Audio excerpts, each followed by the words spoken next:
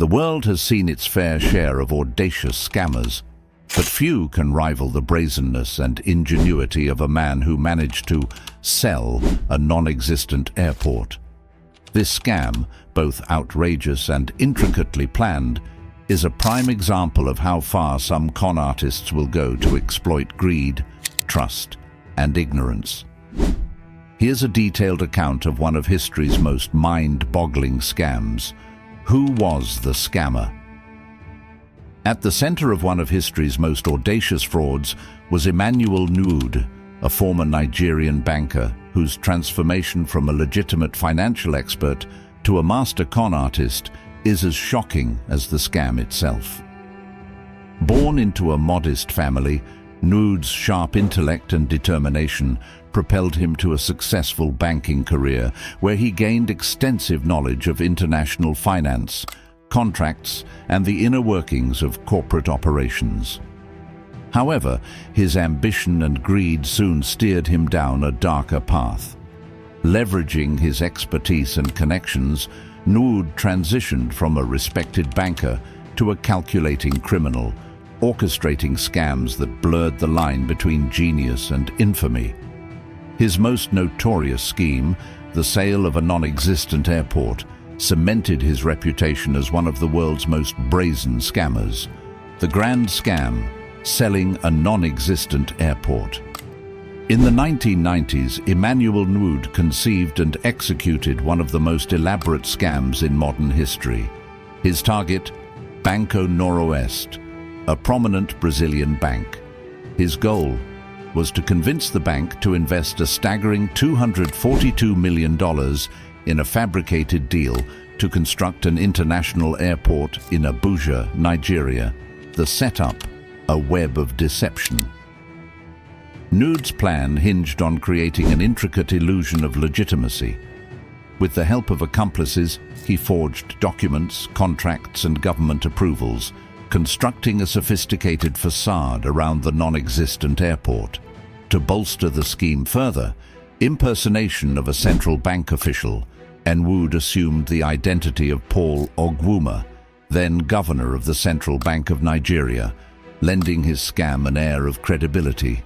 Elaborate fabrications, detailed architectural blueprints, legal contracts, and official correspondence were crafted to make the fictional airport project appear authentic. The perfect pitch. Nuud preyed on Banco Noroeste executives' greed, presenting the venture as a once-in-a-lifetime opportunity with astronomical potential returns. The execution. Manipulating trust and greed. Executing the scam required a deft mix of charm, manipulation, and strategic deceit.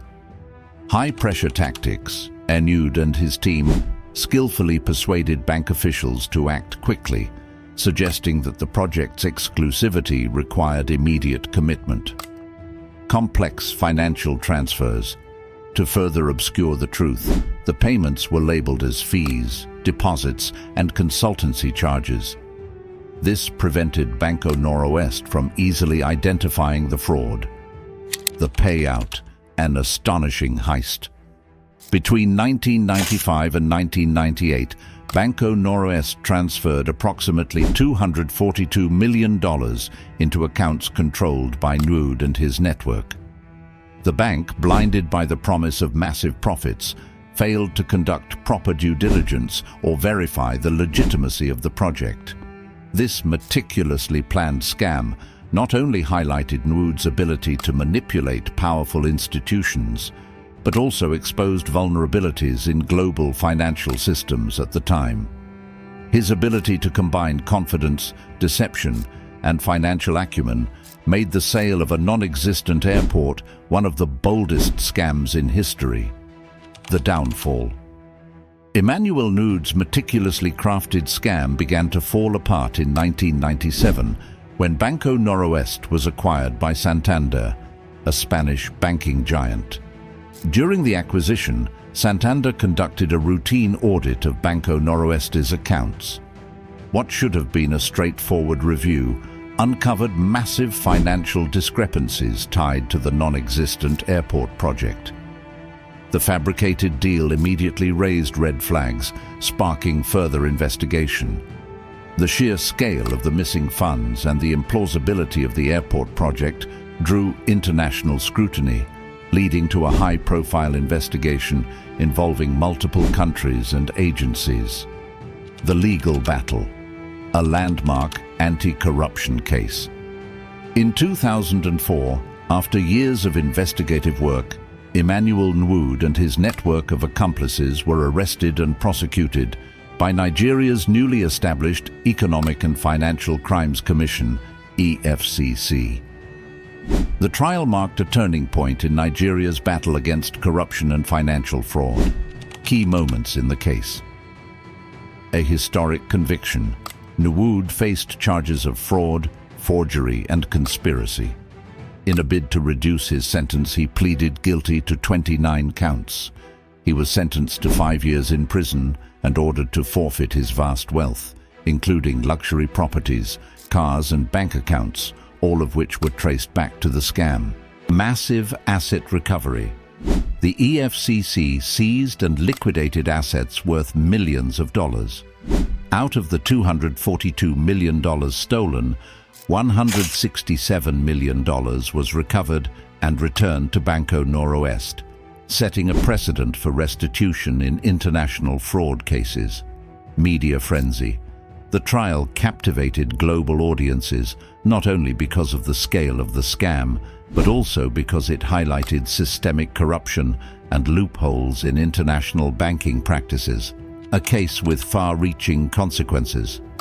Nwood's conviction was a significant victory for anti-corruption advocates. The case exposed financial vulnerabilities. It revealed the ease with which global banking systems could be exploited by sophisticated criminals. Boosted anti-corruption efforts.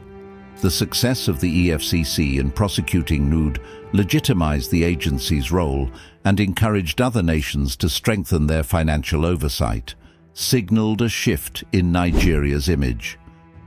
The case underscored Nigeria's commitment to addressing corruption and rebuilding trust in its financial sector. Although Nwood served his sentence, his notoriety remains a cautionary tale of unchecked greed, reminding the world of the potential for audacious scams when oversight fails. The impact.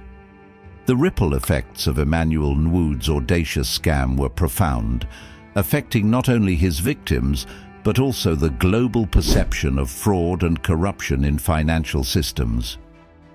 Collapse of Banco Noroeste. The staggering $242 million loss proved fatal for Banco Noroeste. Unable to recover from the financial blow and the scandal's tarnish on its reputation, the bank was forced to close its doors. Its liquidation remains one of the most significant banking failures in Brazil's history. Global awareness of Nigerian scams. Nwood's case cast a harsh spotlight on Nigeria, already grappling with an international reputation for financial fraud during the 1990s. The scale and audacity of his scam reinforced global concerns about corruption in the country, intensifying scrutiny of Nigerian business dealings and financial operations. Strengthened anti-corruption measures. The high-profile nature of the case spurred Nigeria to strengthen its anti-corruption framework. The Economic and Financial Crimes Commission, EFCC, gained credibility and momentum, demonstrating that even high-profile criminals could face justice.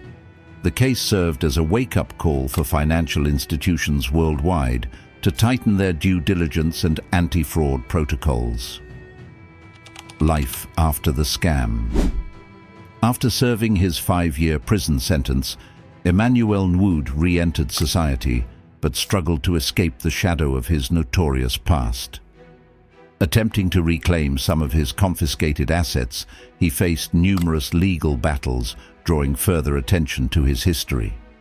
In 2016, Nwood's name reappeared in headlines when he was implicated in a violent land dispute in his community. The conflict resulted in multiple deaths and injuries, further tarnishing his already notorious legacy. This incident reinforced the perception that Nwood's inclination for manipulation and conflict extended beyond financial fraud. Lessons from the scam. Emmanuel Nwood's story is a cautionary tale with lessons that resonate across industries and borders. Due diligence is crucial. The failure of Banco Noroeste to properly investigate Nwood's claims underscores the importance of thorough vetting in financial transactions. Trust without verification can lead to catastrophic losses. Beware of deals. Too good to be true, unrealistic promises of high returns often mask fraudulent schemes. Both Nwood's ability to exploit greed and the bank's willingness to overlook red flags were key factors in the scam's success. The cost of greed. At its core, Nwood's scam was a lesson in unchecked greed, from the con artist's relentless ambition to the bank's eagerness for lucrative returns. Both parties paid a high price, one with imprisonment and infamy, the other with financial ruin. Nwood's case remains one of the most extraordinary examples of financial fraud in history, serving as a stark reminder of the vulnerabilities in human and institutional oversight.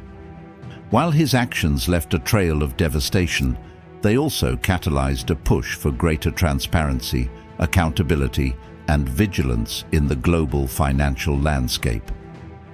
Conclusion. Emmanuel Nwood's audacious scam of selling a non-existent airport remains one of the most bizarre and impactful frauds in history. His ability to manipulate powerful institutions and exploit systemic flaws underscores the need for vigilance and transparency in business dealings. While his story is one of greed and deception, it also highlights the importance of accountability and the relentless pursuit of justice. Enjoyed this? Don't forget to like, comment, and subscribe for more.